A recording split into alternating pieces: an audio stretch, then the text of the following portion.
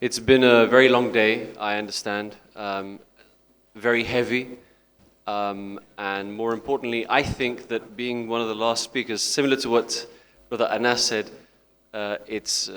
everybody's already said everything that needs to be said, so not much is left. But I'll try to maybe even summarize off a few of my own observations. One of the first things that I want to point out, and something that's been repeatedly said by many different other people, is there is a war on Islamic civilization. There is a civilizational war between the West and Islam, and it hasn't started since October 7th. It certainly didn't start after 9/11, but it's been going on for centuries. And I think the moment we recognize that there has been and there is a consistent war on Islam, then we can figure out what our next steps are going to be. Because most of the ideas that I've heard since I was a youth, at least, I mean, I know you still consider me to be young. In fact, I'm jealous of you because I used to be the youngest person in the room. Now I'm the second youngest person in the room. So when I was much, much younger, and when Dr. Anas was the head of the MAB, Muslim Association of Britain, since then, being active and understanding and seeing what's been going on, and then today, nearly, more than 20 years, 25 years, not much has changed in terms of the thinking still exists in the same way, but the implementation of ideas and strategies is still lacking. The brother from Malaysia, you mentioned something that let us stop talking about what the problems are, let us talk about the solutions. And that's something that I think that maybe it may not be in my remit. Maybe I may not be qualified among scholars and academics and people that are more learned than I. But if I may offer you the basic, or at least the way that I believe, the basic understanding that imperialism and colonialism didn't end. It evolved. We are still colonized, be it intellectually, be it physically, for example, in Palestine, in Kashmir, be it economically. It completely and utterly changed. The global South, people talk about the global South. The global South exists simply as an exploitation, simply to be exploited, as slaves for the resources, to serve and to sacrifice. It is consistent, it hasn't changed, and our thinking, the way that we believe how we need to get out of this, maybe has to be a little bit more dramatic. I'll use the word dramatic for now. So how are we talking about changing the system, or are we talking about replacing the system? Changing a system means that we have to go into it and try to explain to the people inside it of how we are much better than them, or how they are worse than us, something like that. The alternative is to completely, and I'm not an anarchist, let me make this clear, I don't believe in anarchy, but I do believe that sometimes you have to burn down the building to build a new infrastructure, to rebuild something that is more palatable and more necessary for the times that we're in right now. Many people question the OIC, and I'm bringing the OIC for a specific reason. The whole point of the OIC was to be there to represent Muslim sentiment, Muslim ideas, and implement things that are necessary to us. And unfortunately, for want of a better word, it's been less than capable. A lot of nations, be they Muslim nations or non-Muslim nations, have become subservient to Western global powers, ones that clearly are out there to diminish, eliminate Islam, to the extent that I would go so far as to say that on the one hand you have the anti-Muslim propaganda. We say anti-Muslim propaganda, but actually it's anti-Muslim indoctrination. Propaganda is just kind of exists there. Indoctrination is when it starts from a very early age. And now we've seen it. For example, some of the worst cases are in France, if I'm not mistaken. In Western Europe, or at least in most of Europe, and I say this with great respect to our friends from Bosnia, Macedonia, from Kosovo, things have of course changed after the USSR collapse and after the atrocities, the genocide that was seen there. Now, I was discussing this with a brother from Albania, that I asked him how are the Muslims in Albania, and he said that for the longest time it was a problem. Muslims were persecuted, but now, alhamdulillah, it's a thriving community and they're doing much better. So when I talk about indoctrination, I mean that the Western powers need to indoctrinate people against Islam so that for the next 20, 30, 40 years they will continue their war on Islam. The evidence is clear. Post 9/11, let's remember what happened before 9/11. I'm not saying that Muslims were at the top of our fields and we were doing very well, but at least we weren't persecuted the way that we were after 9/11. But things have changed. The persecution but the persecution dropped off a little bit over the last few years. And then we had October 7th. And even before that, we had the issues inside France. The rise of the far right in the UK, in France, in the Netherlands, in various different places. So it seems to be cyclical, a cycle. That when they see that Islam, not the success of Muslims, but the hatred towards Muslims is not at its peak, we have to push the needle again. We have to do something about it.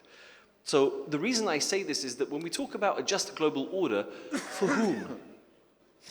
And as radical as this may be, and as extreme as this may be, I don't think that we need to have a just global order for everybody. I think we need to start with ourselves.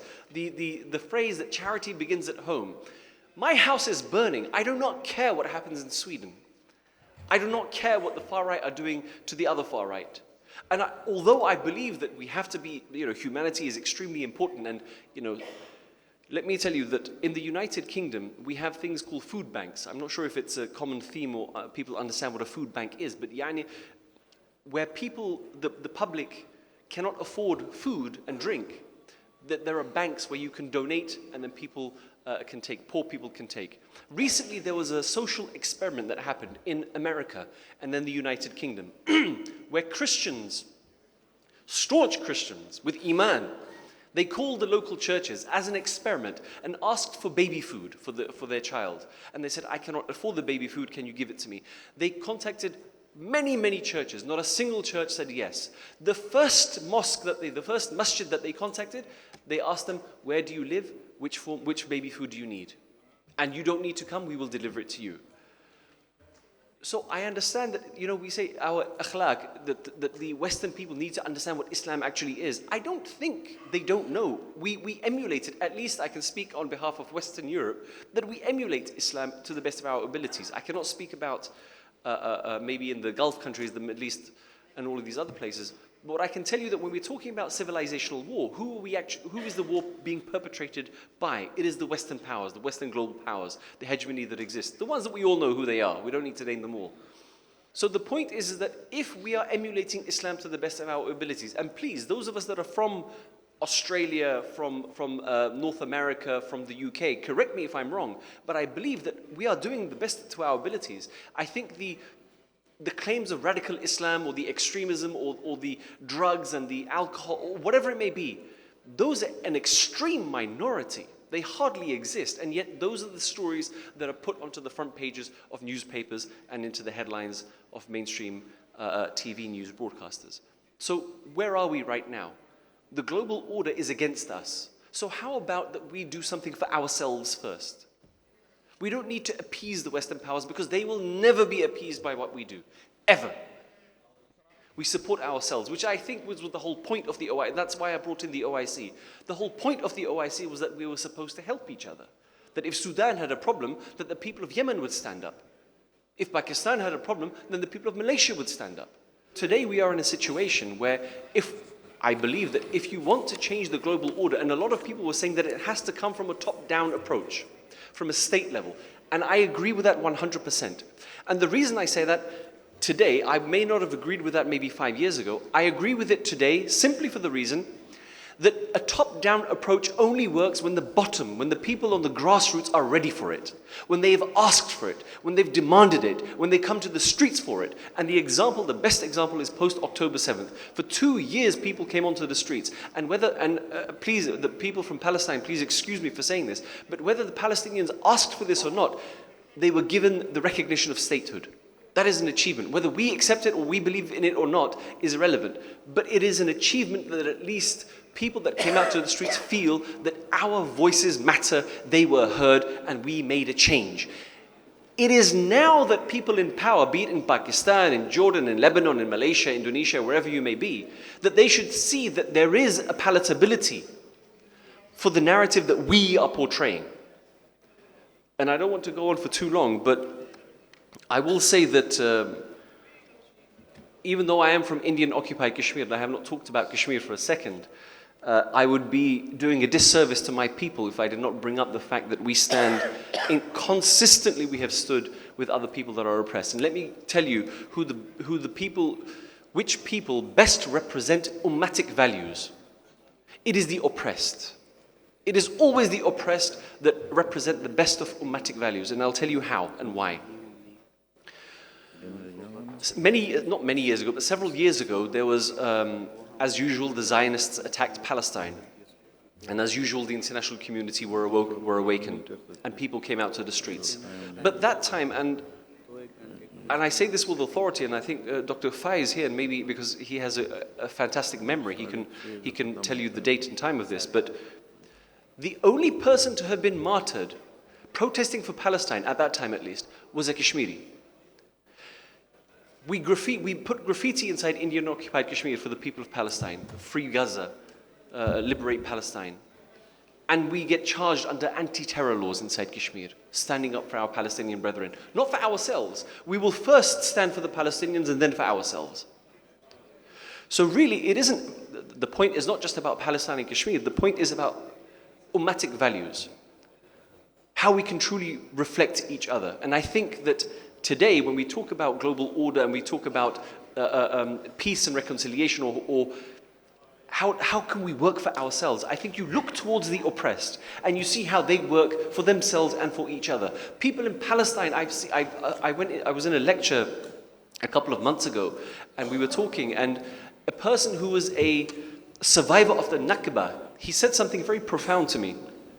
And he didn't mean it literally, but understand what he actually meant. He said there is no discussion of Palestine and there is no liberation of Palestine until we discuss and liberate Kashmir, until we discuss and liberate the Rohingya. 1 minute, please, Muzammil, 1 minute. And we liberate all the other places around the world. So let us first look inwards, liberate our minds from the need to appease powers that are never going to be appeased by us. They will never want us, they don't need us, and their entire focus is the elimination of Muslims and the eradication of Islam. وآخر دعوانا والحمد لله رب العالمين. الله أكبر الله أكبر